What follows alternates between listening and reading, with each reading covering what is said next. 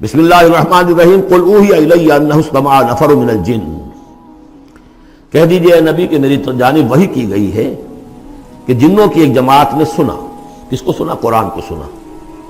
فقالوا انا سمعنا قرآنا عجبا، انہوں نے کہا ہم نے سنا ہے ایک بہت ہی دل کو لبھانے والا قرآن، یہدی الی الرشد، جو نیکی اور رشد اور ہدایت کی طرف رہنمائی کر رہا ہے۔ فآمنا بہ، تو ہم تو ایمان لے آئے۔ اس وقت بھی میں نے کہا تھا یہ لمحہ فکریہ ہے، ایک دفعہ کیا اجتماع ہے قرآن کا، اور وہ بندے کہاں سے کہاں پہنچ گئے، داعی بن گئے۔ ہمارا کیا حال ہے؟ ہم نے اس معنی میں قرآن کبھی پڑھا ہی نہیں، سنا ہی نہیں۔ سنتے ہیں تو خیبر میل کی سپیڈ سے جو پڑھ رہا ہوتا قاری، 5 دن میں پورا قرآن، 6 دن میں پورا قرآن، اور اشتہار دیے جا رہے ہیں۔ یہ ہے ہمارا ریچول۔ یہاں تو 20 منٹ میں ہو جاتی ہے، یہاں 30 منٹ، یہاں چلو وہاں اور سے بھی کم میں ہو جاتی ہے، وہاں چلو۔ قرآن کا نتیجہ تو یہ نکلنا چاہیے وہ آپ کو پوزیس کر لے، جانے نہ دے۔ انا سمعنا قرآنا عجبا یہدی الی الرشد فآمنا بہ ولن نشرک بربنا احدا، اب ہم کبھی بھی اپنے رب کے ساتھ کسی کو شریک نہیں ٹھہرائیں گے۔ وَإِنَّهُ تَعَالَى جَدُّ رَبِّنَا، اور یقیناً ہمارے رب کی عزت شان بہت بلند ہے۔ مَتَّخَذَ صَاحِبَةً وَلَا وَلَدًا، اس نے نہیں اختیار کی نہ کوئی بیوی اور جورو نہ کوئی اولاد۔ وَأَنَّهُ كَانَ يَقُولُ سَفِيهُنَا عَلَى اللَّهِ شَطَطًا، اور یقیناً ہمارا جو بے وقوف ہے بڑا، مراد یہاں پہ ہے وہی عزازیل، ابلیس، لعین، وہ چونکہ ہمارا ذرا بڑا بڑگر ہے، تو وہ جو کچھ کہتا رہا ہے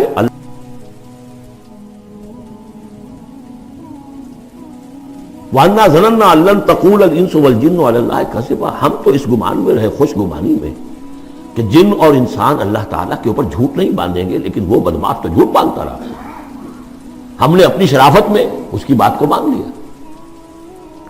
وَأَنَّهُ كَانَ رِجَالٌ مِّنَ الْإِنسِ يَعُوذُونَ بِرِجَالٍ مِّنَ الْجِنِّ فَزَادُوهُمْ رَهَقًا، اور یہ کہ جو انسانوں میں سے مرد ہیں وہ جنات کے مردوں میں کی حفاظت پکڑتے ہیں۔ یہ ہوتا تھا ان کا طریقہ، وہ سمجھتے تھے کہ بیابان میں جو ہے جنات رہتے ہیں اور وہ ان کے جو ہیں سردار بھی ہیں، تو اب راستے نے پڑاؤ ڈالا ہے جنگل میں، تو سب سے پہلے کہتے تھے کہ ہم اس جنگل کے، اس بیابان کے جنات کی ہم پناہ میں آتے ہیں۔ اب وہ سنتے ہوں گے یہ بے وقوف، یہ آدم کی اولاد، ہمارے تو جد امجد کو نکال دیا گیا جنت سے اس لیے کہ اس کو سجدہ نہیں کیا، یہ ہمیں معبود بنائے بیٹھے ہیں، ہماری پناہ طلب کر رہے ہیں۔ لہذا ان میں اور سرکشی پیدا ہو گئی، اور اکڑ گئے کہ یہ انسان ہو کر یہ ہماری پناہ مانگ رہے ہیں، ہم سے طلب کر رہے ہیں پناہ، تو اس سے ان کے اندر اور زیادہ سرکشی پیدا ہو گئی۔ وَأَنَّهُ كَانَ رِجَالٌ مِّنَ الْإِنسِ يَعُوذُونَ بِرِجَالٍ مِّنَ الْجِنِّ فَزَادُوهُمْ رَهَقًا وَأَنَّهُمْ ظَنُّوا كَمَا ظَنَنتُمْ أَن لَّن يَبْعَثَ اللَّهُ أَحَدًا، اور دیکھو انہوں نے بھی ایسا ہی سمجھا جیسا کہ تم نے سمجھا ہوا ہے کہ اللہ کسی کو نہیں اٹھائے گا۔ اس کے 2 معنی ہیں، یعنی بعد سے بعد الموت کوئی نہیں ہے، مرنے کے بعد جی اٹھنا نہیں ہے، اور یہ بھی کہ شاید اب اللہ کسی اور کو رسول بنا کر نہ بھیجے، أن يبعث الله أحدا، اس لیے کہ 600 برس بیت چکے تھے، وہ تورات سے واقف تھے جو سورہ احقاف میں تذکرہ آیا ہے۔ فترت وہی 600 برس، اور یہ طویل ترین وقفہ تھا نبوت کا، کہ کوئی نبوت کوئی رسالت دنیا میں نہیں، تو ان کو یقیناً اس سے خیال ہوا ہوگا کہ بس اب ختم ہوا معاملہ، اب کوئی اور رسول نہیں آئے گا۔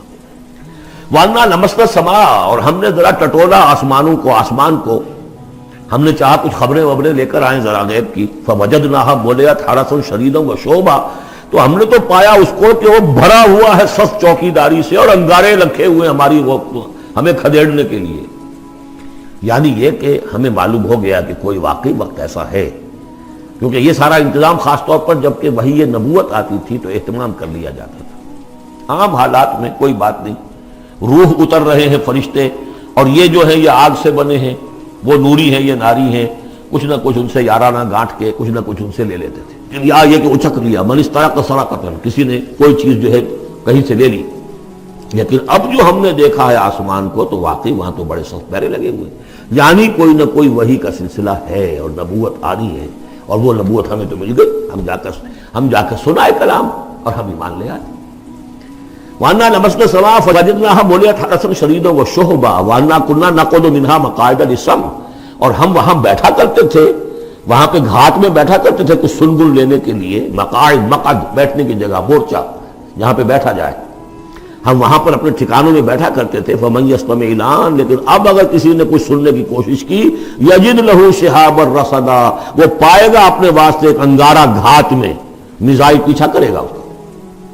وَأَنَّا لَا نَدْرِي أَشَرٌّ أُرِيدَ بِمَنْ فِي الْأَرْضِ أَوْ أَرَادَ بِهِمْ رَبُّهُمْ رَشَدًا۔ معلوم ہوتا بہت بڑے عالم تھے یہ، تورات کے جاننے والے، انہوں نے ایک ایسی عظیم بات کہی ہے یہ، ہمیں یہ معلوم نہیں کہ آیا زمین میں بسنے والے ان انسانوں کی کوئی شامت آ گئی ہے یا اللہ نے ان کے لیے کسی بھلائی کا ارادہ کیا ہے۔ رسالت آئے گی تو دو ہی نتیجے ہیں،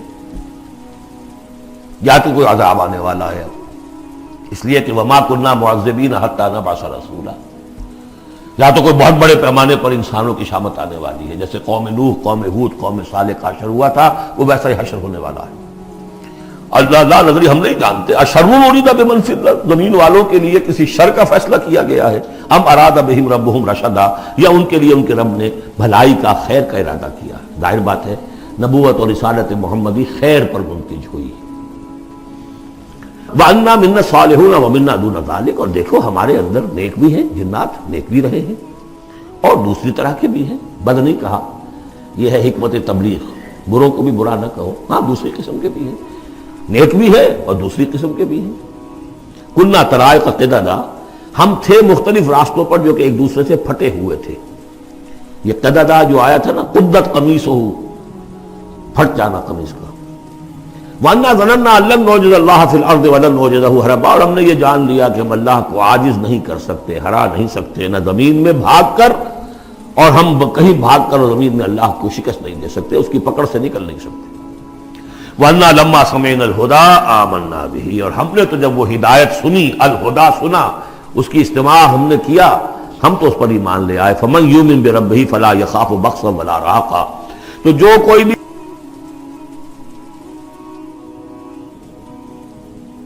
زبردستی ہوگی، کچھ زیادتی ہوگی، جیسے جیسے ان کے اعمال صالحہ ہیں پورے پورے اللہ تعالیٰ ان کا اجر ان کو دے دے گا۔ وَأَنَّا مِنَّا الْمُسْلِمُونَ وَمِنَّا الْقَاسِطُونَ، اور دیکھو ہمارے اندر وہ بھی ہیں جو فرما بردار ہیں اور وہ بھی ہیں جو بے انصافی کرتے ہیں۔ یہ قسط کے لفظ کے ساتھ سمجھ لیجئے، جب یہ ثلاثی مجرد میں آتا ہے تو قاسط اس میں فاعل بنا، وہ ناانصاف کے معنی میں ہے، یہ باب افعال کے خواص میں سے ہے، سلب ماخذ اس کو کہتے ہیں۔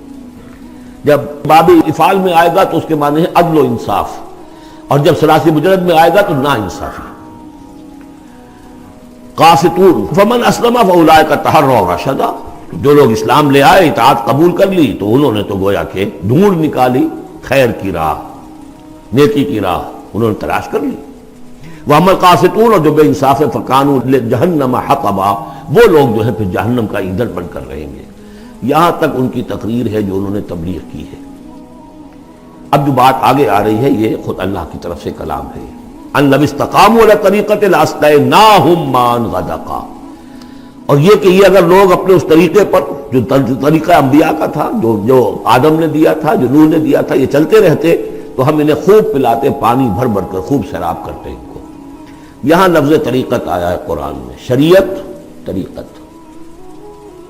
ثم جعلناک علی شریعۃ من الامر، شریعت اور یہ طریقت، دونوں کا مفہوم ایک ہے، طریقہ اور شریعت، لیکن یہ کہ اس کا استعمال ہو رہا ہے کہ شریعت سے مراد لی جاتی ہے جو دین کا قانون ہے، اس کے ظاہری پہلو، قانونی پہلو، اور طریقت اسی کے باطنی پہلو کا نام ہے کہ ایک نماز ہے، وضو کیسے کرو گے، کیا فرائض ہیں، کیا نوافل ہیں، کیا کام رہ گیا تو وضو نہیں ہوا، یہ شریعت بتائے گی، یہ آپ کو فقیہ بتائیں گے، یہ آپ کو مفتی حضرات بتائیں گے۔ لیکن نماز کی اصل روح تو ہے خشوع اور خضوع، حضور قلب، یہ پھر طریقت کی طرف منتقل کر دیا گیا، بدقسمتی سے پھر ان کو پھاڑ دیا گیا، وہ علیحدہ علیحدہ ہو گئے۔ یہ سب چیزیں یکجا ہونی چاہیے تھی، اور جو ہمارے اولین صوفیاء ہیں وہ بہت بڑے عالم بھی تھے، ایسے نہیں تھے کہ صرف صوفی تھے، وہ بہت بڑے مفتی بھی ہوتے تھے، بلکہ اولین کیا اس دور میں بھی جو میں نے آپ کو بتایا تھا کہ قاضی ثناء اللہ پانی پتی رحمۃ اللہ علیہ، وہ مفتی بھی ہیں، مفسر بھی ہیں، محدث بھی ہیں، اور بہت بڑے مرشد بھی ہیں، میرزا مظہر جانے جانا شہید کے خلیفہ ہیں، اور یہ سب شیخ احمد سرہندی رحمۃ اللہ علیہ کا جو سلسلہ ہے، سلسلہ مجددیہ نقشبندیہ، اس کے بزرگ ہیں۔ وہ ہیں وہ جامع صفات لوگ. لنفتنہم فیہ، اور یہ بھی جو ہم کو پانی پلاتے اور سیراب کرتے یہ بھی اس لیے تاکہ ان کو اور جانچے اور پرکھے اور امتحان لیں. ایک امتحان غربت میں ہے، ایک امتحان تمنگری میں ہے، ایک امتحان فاقے میں ہو رہا ہے، ایک امتحان ہو رہا ہے کہ کثرت سے ہم نے دے رکھا ہے. ومن یعرض عن ذکر ربہ، اور جو کوئی بھی اعراض کرے گا اپنے رب کے ذکر سے، یسلک عذابا صعدا، تو وہ چلے گا، وہ ڈال دے گا اس کو چڑھتے عذاب میں اللہ تعالیٰ، ایسے عذاب میں صعدا جس کی شدت بڑھتی چلی جائے گی. وَأَنَّ الْمَسَاجِدَ لِلَّهِ فَلَا تَدْعُوا مَعَ اللَّهِ أَحَدًا، اور دیکھو مسجدیں اللہ کے لیے ہیں. مسجد سے مراد مسجد سجدے کی جگہ بھی ہے، اور مسجد سے مراد سجدے کے یہ اعضاء بھی ہیں. یہ پیشانی اور یہ ناک اور یہ ہاتھ اور یہ پاؤں، ایڑیاں، وہ پنجے، یہ سارے جو ہیں یہ سجدے کے جو جسم کے حصے ہیں. یہ مسجدیں بھی اور سجدے کی جگہ بھی للہ ہے، سب اللہ کی ملکیت ہے. فَلَا تَدْعُوا مَعَ اللَّهِ أَحَدًا، اللہ کے ساتھ کسی اور الہ کو مت پکارو. وَأَنَّهُ لَمَّا قَامَ عَبْدُ اللَّهِ يَدْعُوهُ كَانُوا يَكُونُونَ عَلَيْهِ لِبَدًا. اور یہ اب یہاں پھر قول آ گیا ہے انہی کا جنات کا کہ جب وہ عبداللہ کو ہم نے دیکھا وہ کھڑا تھا، وہ قرآن پڑھ رہا تھا، وہ نماز پڑھا رہا تھا. لما قام عبداللہ یدعوہ، اسے پکار رہا تھا اللہ کو، اللہ کا بندہ. کانوا یکونون علیہ لبدا، وہ تو ایسے ہو رہے تھے سننے والے گویا کہ اس کے اوپر ٹھٹ کے ٹھٹ جمع ہو جائیں گے وہاں پر، لیکن یہ کہ وہ ایمان نہیں لا رہے تھے. قل انما ادعو ربی، کہہ دیجئے اے نبی صلی اللہ علیہ وسلم، دیکھو میں پکارتا ہوں اپنے رب کو. ولا اشرک بہ احدا، اس کے سوا میں کسی اور کو شریک کرنے کے لیے تیار نہیں. قل انی لا املک لکم ضرا ولا رشدا، کہہ دیجئے مجھے کوئی اختیار حاصل نہیں ہے تمہارے لیے، نہ کسی نقصان کا اور نہ کسی راہ پر لانے کا، میں تمہیں ہدایت نہیں دے سکتا. وہ آیت یاد کر لیجئے، انک لا تہدی من احببت ولکن اللہ یہدی من یشاء. اے نبی آپ ہدایت نہیں دے سکتے جسے بھی چاہیں، وہ تو اللہ ہی ہدایت دیتا ہے جس کو چاہتا ہے. قل انی لن یجیرنی من اللہ احد ولن نجد من دونہ ملتحدا، کہہ دیجئے میں ہرگز نہ پاؤں گا کہ مجھے اللہ کے سوا کوئی پناہ دے سکے. یجیرنی من اللہ احد، اللہ کی پکڑ سے بچانے کے لیے مجھے کوئی پناہ دے سکے میں نہیں پاؤں گا. ولن اجد من دونہ ملتحدا، اور اللہ کے سوا میں کہیں جو ہے کوئی اپنا سر چھپانے کی جگہ نہیں پاؤں گا. الا بلاغا من اللہ،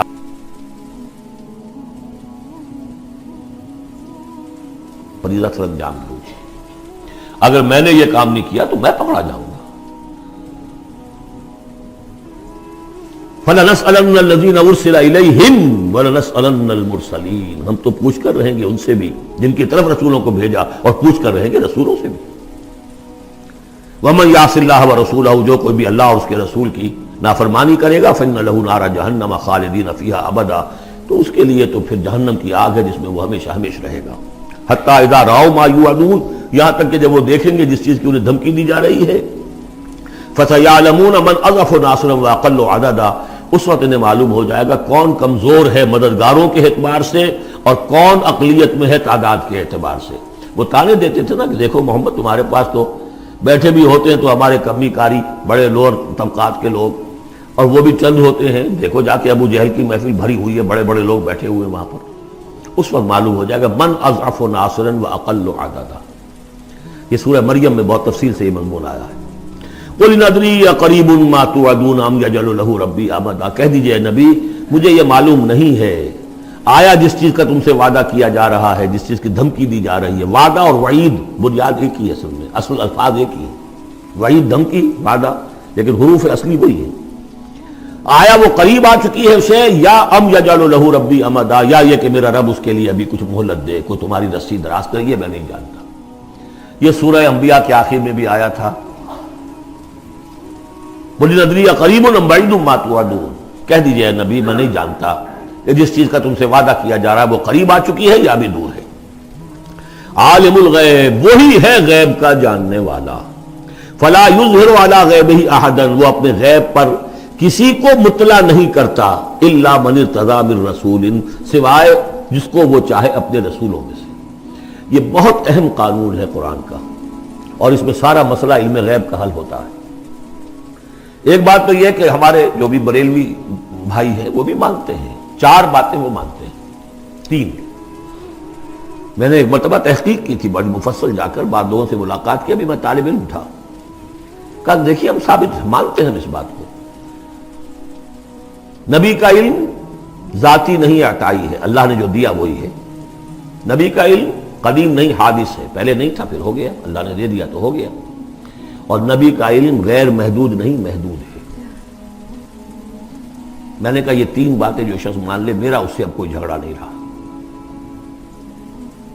لیکن ہمارے ہاں کچھ لوگوں نے ایک ڈیفینیشن کر لی علم غیب کی، علم غیب وہ ہے جو بغیر کسی کے بتائے خود حاصل ہو جائے، اس اعتبار سے تو میرے پاس بھی علم غیب ہے، یعنی کسی کے پاس کوئی علم ہے ہی نہیں، ہمیں دیا اساتذہ نے دیا، حضور کو دیا اللہ نے دیا، جبریل کو دیا اللہ نے دیا، اس معنی میں تو ذاتی علم تو کوئی بھی نہیں مانتا کسی کا، علم تو دینے سے ہوتا ہے۔ البتہ علم غیب کسے کہتے ہیں؟ وہ چیزیں جو ہماری نگاہوں سے چھپا دی گئی ہیں، وہ عالم غیب ہے، جنت ہے، دوزخ ہے، فرشتے ہیں، یہ سب کیا ہے؟ عالم غیب۔ تو نبیوں کو تو کچھ نہ کچھ حصہ اس کا دکھایا جاتا ہے تو نبی بنتے ہیں نا، ورنہ میرے اور نبی میں فرق کیا ہوا پھر؟ اگر میرا بھی علم وہی ہوتا ان السمع والبصر والفؤاد، تو میرے علم اور حضور کا بھی علم یہی ہوتا تو فرق کیا ہوا؟ حضور نے تو اس دوسرے علم کے اعتبار سے تو صاف کہہ دیا انتم عالم بامور دنیاکم، لیکن حضور کو معراج میں جنت دکھا دی، دوزخ دکھا دی۔ زمین پر رہتے ہوئے آپ نماز پڑھا رہے تھے، غالباً وہ جو کہ نماز پڑھائی جاتی ہے جبکہ بارش نہیں ہوتی، استسقاء کی نماز، اسی کے دوران اچانک ایک دفعہ آپ آگے بڑھے، لوگ حیران ہوئے کیا ہوا ہے، ایک دفعہ پیچھے ہٹے، لوگوں نے پوچھا بعد میں کہ حضور یہ نماز کا حصہ تھا، یعنی ہم بھی پھر صدا کیا کریں اس نماز کے اندر؟ فرمایا نہیں، اصل میں میرے سامنے جنت لے آئی گئی اور بے اختیار میرا ہاتھ بڑھ گیا کہ میں اس کا پھل توڑ لوں، اور میرے سامنے اس کے بعد دوزخ لے آئی گئی اور اس کا جو بمکا آیا گرمی کا، اس سے میں بے اختیار پیچھے ہٹا۔ دنیا میں سیر کرا رہے ہیں، بہرحال یہ غیب ہی میں سے ہے۔ البتہ کل غیب یہ جو مانے اللہ نبی کے لیے وہ کافر ہے، اور وہ مانتے ہیں، بریلوی بھی مانتے ہیں، کل غیب کا کوئی سوال ہی نہیں۔ نبی کا علم محدود ہے، نبی کا علم حادث ہے، نبی کا علم عطائی ہے، تین باتیں مان لیجئے۔ باقی نبی کا علم کتنا تھا کتنا نہیں تھا یہ میں کون ہوں ناپنے والا اور آپ کون ہیں ناپنے والے؟ دیا اللہ نے جو دیا، بتایا جو بتایا، اللہ اللہ اور خیر صلی اللہ۔ تو یہ عالم الغیب وہ ہے غیب کا جاننے والا، فلا یظہر علی غیبہ احدا، تو وہ نہیں مطلع کرتا اپنے غیب پر کسی کو، ہاں الا من ارتضی من رسول، سوائے اپنے رسولوں کے۔ کذالک نوری ابراہیم ملکوت السماوات والارض، یہ ہم نہیں پڑھ چکے؟ ابراہیم کو بھی ملکوت دکھائے، حضور کو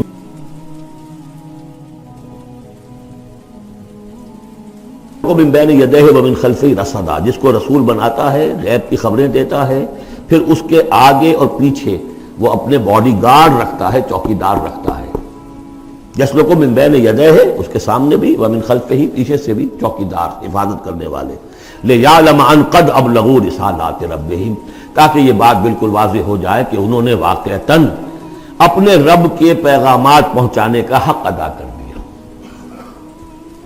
جیسا کہ حضور نے پوچھ کر جواب لیا تھا، انا نشہد انک قد بلغت الرسالۃ وادیت الامانۃ وکشفت الغمۃ ونصحت الامۃ، ہم گواہ ہیں۔ واحاط بما لدیہم، اور اللہ تعالیٰ جو کچھ ان کے پاس ہے سامنے سب کا احاطہ کیے ہوئے ہیں۔